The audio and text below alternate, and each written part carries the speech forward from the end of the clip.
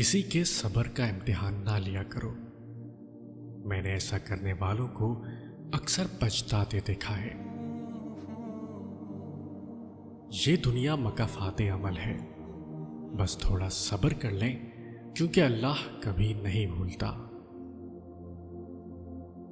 ظالم مظلوم کی دنیا بگاڑتا ہے اور اپنی آخرت۔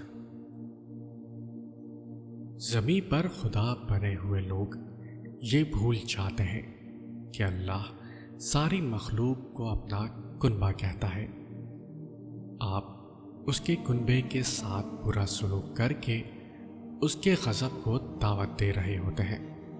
انتظار کریں، مقدمہ اس کے حضور جا پہنچا ہے۔ وہ فیصلہ کرنے میں دیر نہیں کرتا کہ اس کے مطابق مظلوم کی فریاد اور عرش اعظم کے درمیان کوئی پردہ نہیں۔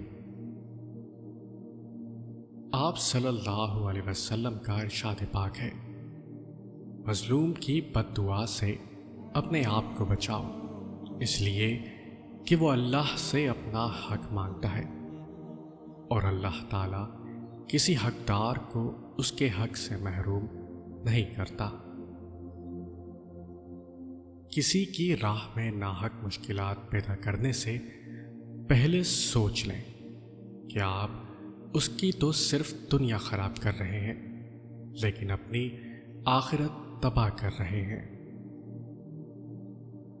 کسی کو اذیت دینے کے بعد اس کے صبر اور خاموشی سے ڈرو۔ دھوکہ دے کر کوئی نہیں بچتا، اکاہ نسلوں کو برباد کر دیتی ہے۔ رسول اللہ صلی اللہ علیہ وسلم نے ارشاد فرمایا، مظلوم کی بد دعا سے بچو، یہ چنگاریوں کی طرح آسمان پر جاتی ہے۔